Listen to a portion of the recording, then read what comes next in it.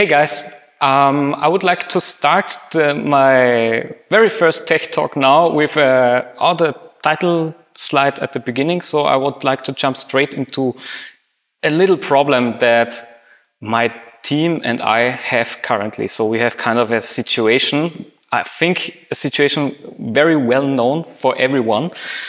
Let me guide you through the situation first before we start the actual presentation.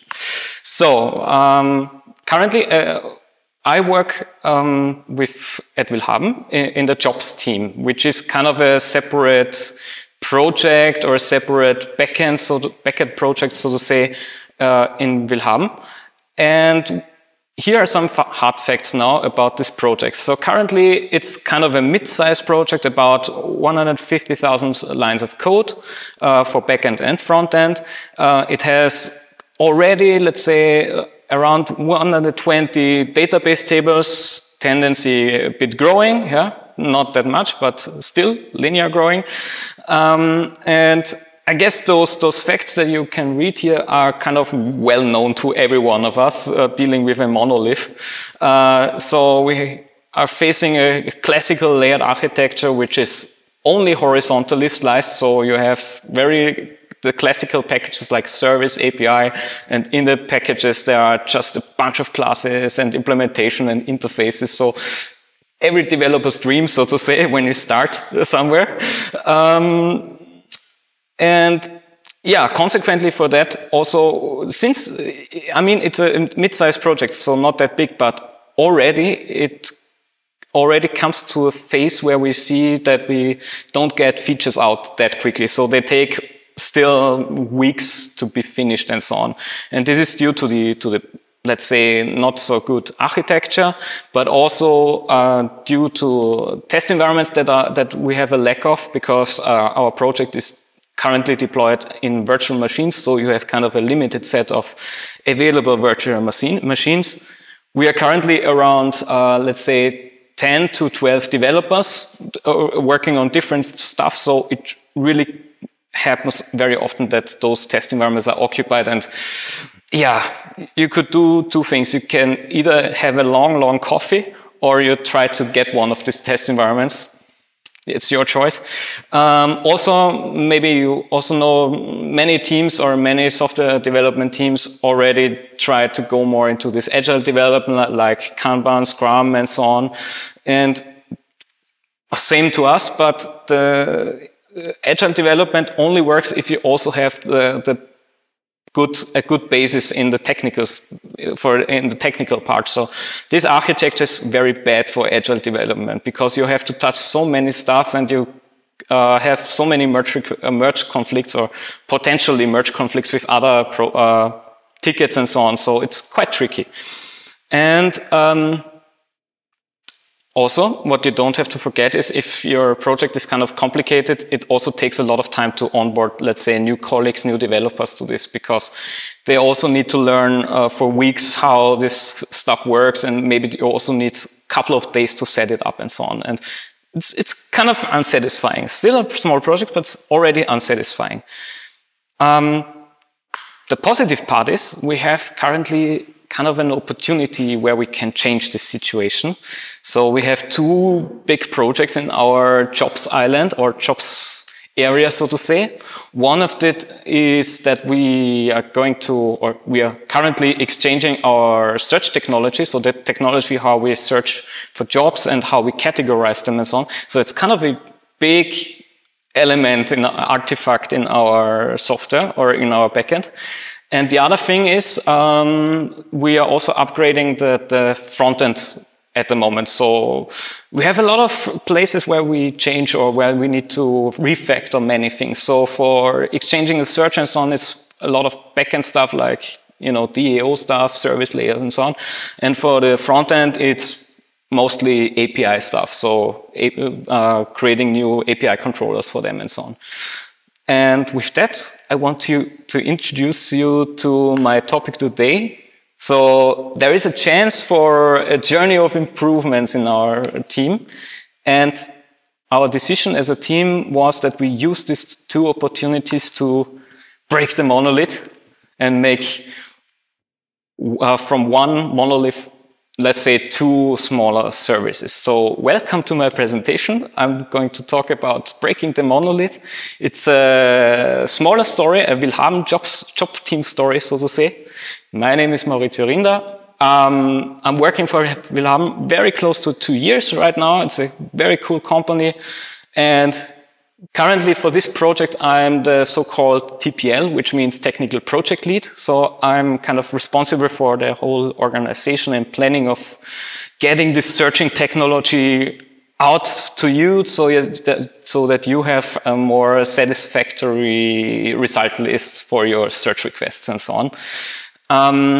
And what I want to give you today is not many deep technical things, but more a way on how we are organizing currently this project. So we introduced many, let's say, procedures or tools that help us to kind of have a common understanding and also a good overview and a good navigation through the project without, let's say, forgetting things and, you know, getting stressed, getting more gray hair than you maybe already have and so on.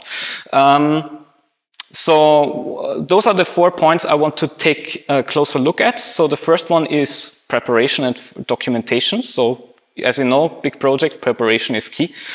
Then I would like to introduce you how we organize, let's say, our tasks, so our workload, how we split it up.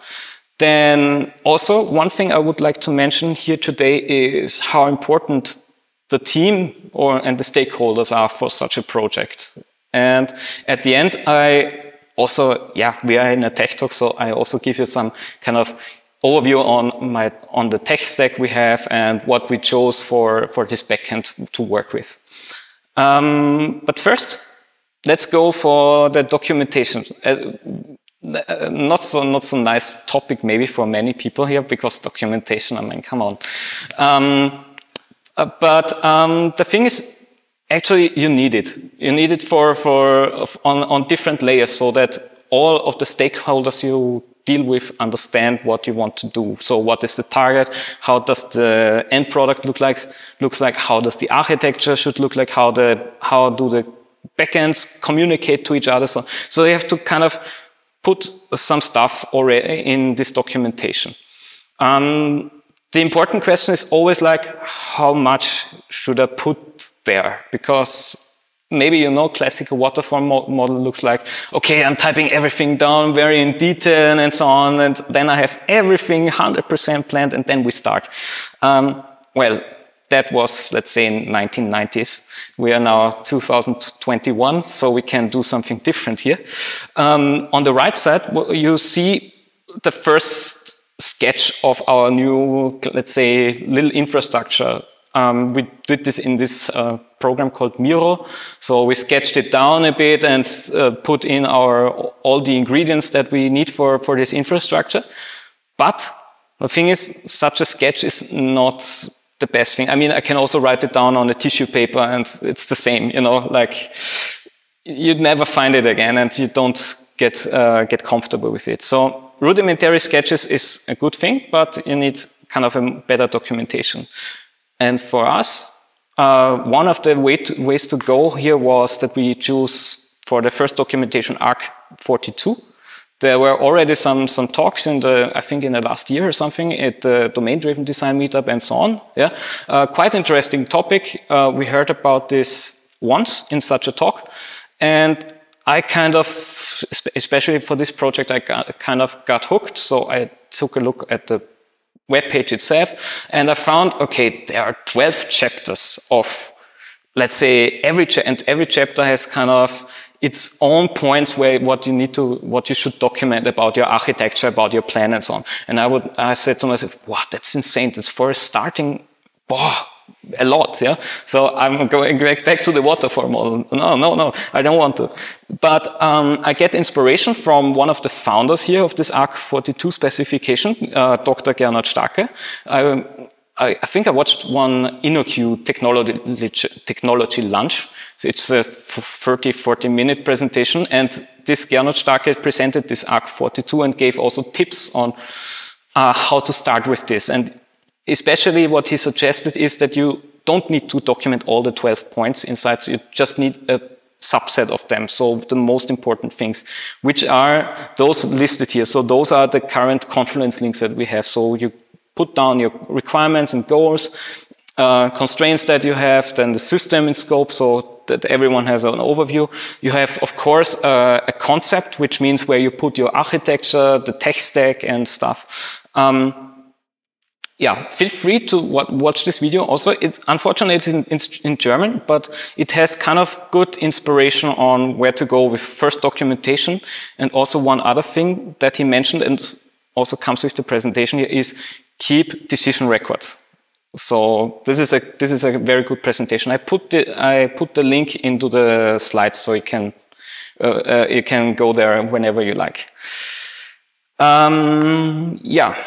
The next thing, so after the documentation, or let's say the first plan was set up, there was the next thing. So it's a bunch of work, and I saw also in the time schedule that we need around, let's say, 6 months for this whole project, especially when you also include the front end with this. So they work together now, yeah. And one of the tricky parts in this project also is that we not only change stuff in the backend, but in this project, there are around 5 different platforms involved. So it's the backend, it's the web frontend, Android, iOS, and the older backend, so to say. So they have 5 platforms where you have to do changes and stuff like this. And since we have a quite skilled agile coach with us since also kind of 1.5 years. I got also inspired by her about this user story concept, because she was very keen on bringing in this user story concept and clean up the backlog or our sprints and backlog, so that you have at first artifacts that everyone understands. So even a project manager who has never touched technological stuff can understand user stories, because they have 1-2 sentences and kind of criteria what you need to fulfill to get this out. It's kind of a wish list, so to say. And on the right side in this organigram, you actually see how our project is now kind of organized here. Actually, we are organizing this thing in Jira. So this epic stuff, so the top stuff thing is, let's say, a Jira epic. Currently, this is the Exchange Search Technology project. So there's nothing big inside, just the topic, what we are going to work on. But then this project is split into so-called milestones. I call it also working packages. They are very cool because you can say, okay, this is, for my project, this is this chapter, result list, filter parameters, then some other stuff and so on. So I have working packages where you can put the so-called matching the user stories inside that belong to. A cool thing, currently we use also these working packages to kind of track our progress. So we can also talk to the business like, okay, we are working on those things and they are currently X% ready and so on. And also you can say then, yeah, this working package is now 100% ready. So I have kind of a good overview here. And the user story, as I said, is more the business view of it. So, and for the developers, actually we have kind of this classical thing like sprint planning 1, 2, and also the refinement meeting. So refinement meeting is more this thing where you can discuss the user story, estimate the user story by, story points or t-shirt size, whatever you like. And in the sprint planning, there go the sprint planning 1, there go the user stories inside. And the sprint planning 2 is then for this concept very important, because there you sit together with all the developers and discuss how we solve this user story, what needs to go in this user story.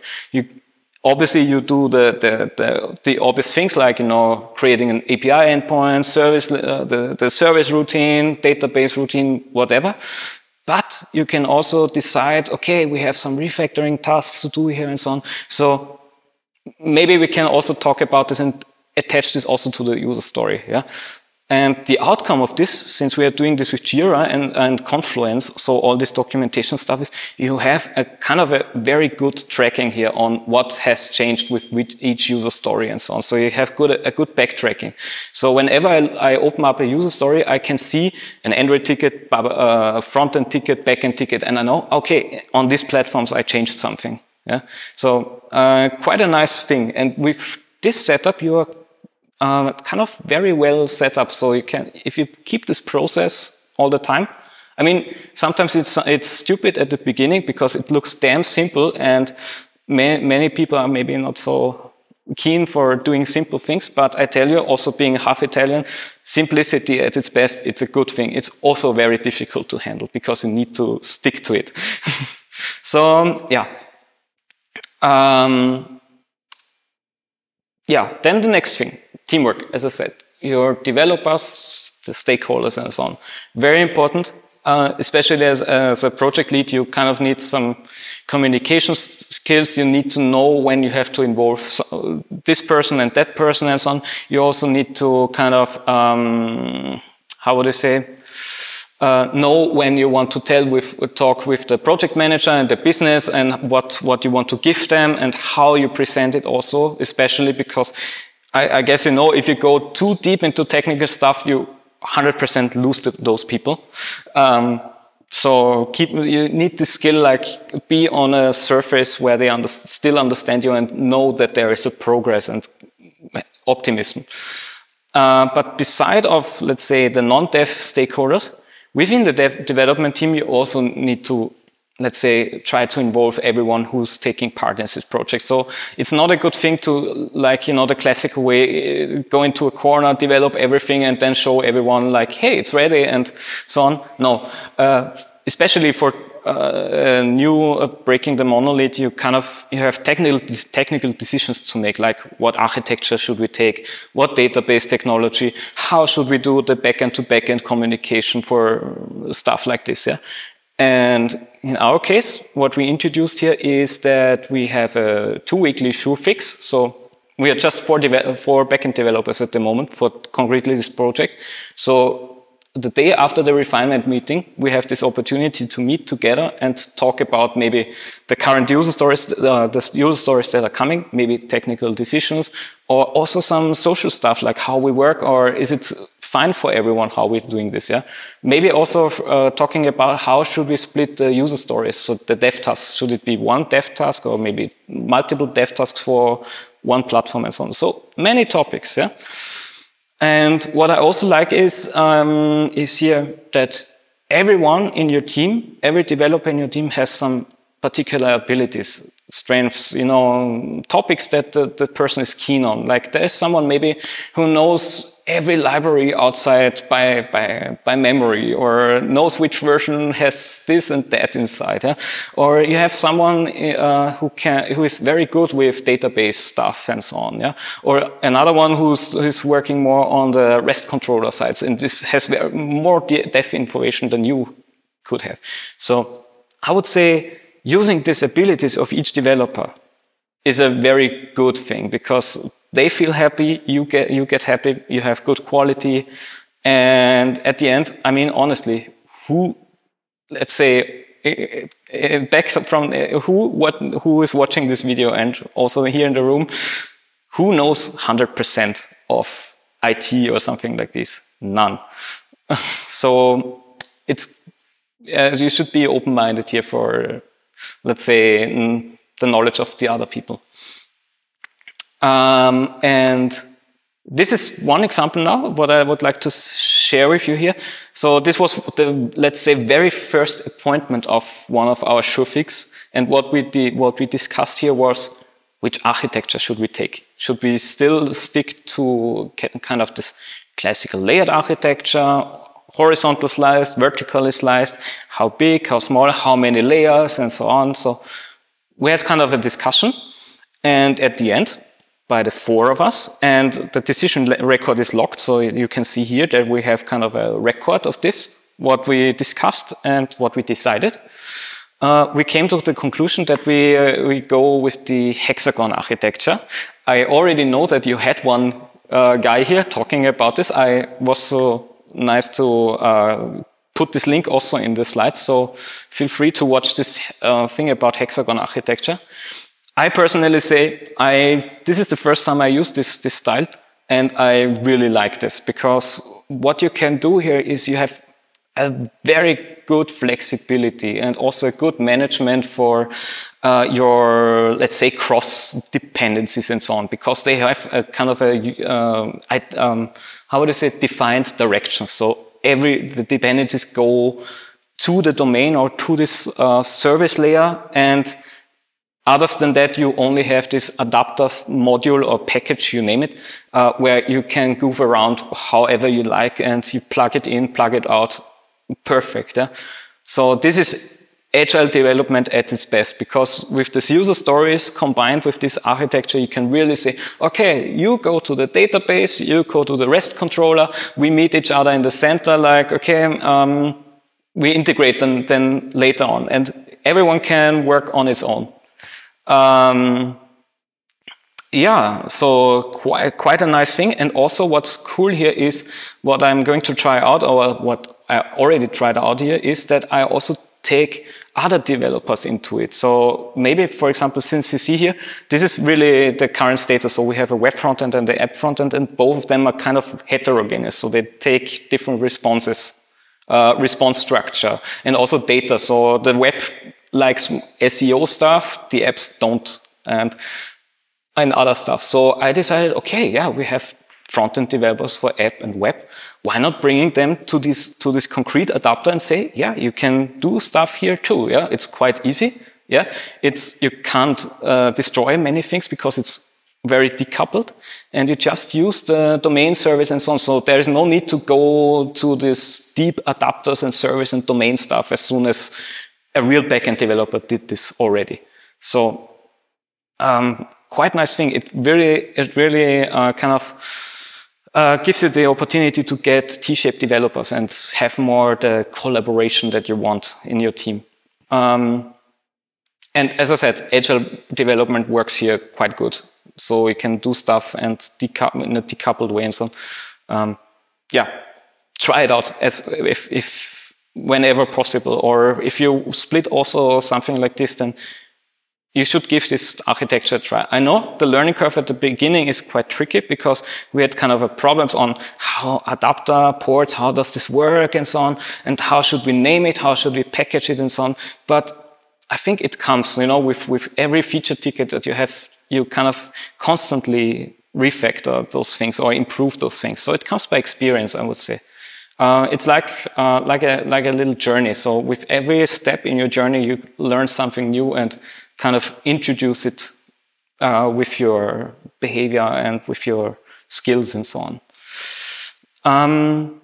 Yeah, and another thing that we decided together is which tech stack we are going to use. So there are a couple of things here, like we created our backend, or we write our backend in Kotlin.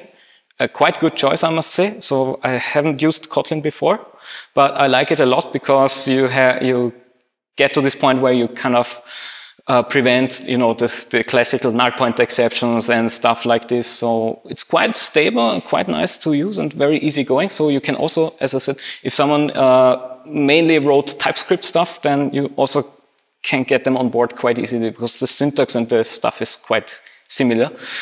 Yeah, for the database and backend, classical Spring Boot and Postgres. We have our source code on GitLab, and also the CI/CD stuff.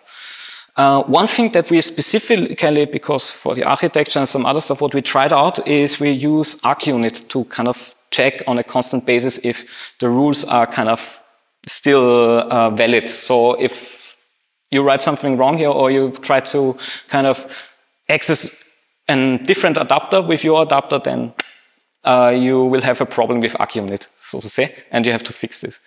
And for the backend-to-backend communication, we will use Kafka, but there is still a decision that needs to be made. I have this on the next slide. And one other thing that we are going to try out now, since we have two frontends, is at this moment we are trying to introduce Pact with this. So kind of this consumer backend, consumer provider contracting thing. So you also have kind of automation tests here, whether you kind of fulfill the contract with your front-end guys.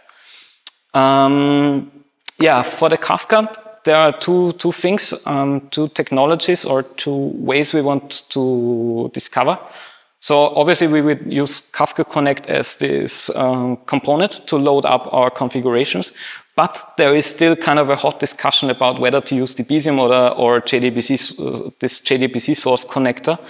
Debezium is currently in use in our backend for, let's say, data warehouse tracking. So it works currently quite nice, but it has some issues with Postgres clusters. So if one Postgres instance goes down with the replication slots and so on, then you need to reboot the other one and need to be sure that the replication slots are there and so on. It's quite a thing. I like this technology because it's more a pushing stuff, but others are more for this JDBC source connector because it's a polling mechanism, maybe more has higher availability and so on. But we'll see. This is, as an example now, also put into a meeting that we will have, I think, at the end of July or something, where we talk about this, put in the pros and cons of everything. Yeah. That it's kind of a journey. I personally like this because it gives experience and let you grow. And at the end, you kind of have a very satisfying product, I have to say. And maybe also it's kind of an investment for your future self all the time. Before I end this presentation, here are the links that I mentioned. So the first one is kind of a blog where you can get more information about this user story stuff. So how you split user stories, how you create them, what is the purpose of this and so on. Feel free to look at this. The hexagon architecture, as I said, this is the video from the guys here, so from the devjobs. Then there is this InnoQ Arc42 video that you can look up. So grab a lunch, plate of pasta, something, sit down and watch it, and it's worth the time. And the last one is one of my personal blogs, so about Debezium. That was the starting experience I have. And with that, I will end this and say also we are hiring. So there are still positions and so on open. So if you already watched all the links before, then also maybe you want to come by and take a look at jobs by willhaben and see what jobs are open. And the last thing I would like to say here, which is kind of my personal experience that I have and I like, is either if it's, starting a new job or starting a new project or going for something new, so to say, is I would say life begins once you get out of your comfort zone, and that's something that you should do on, let's say, a constant basis. Thank you.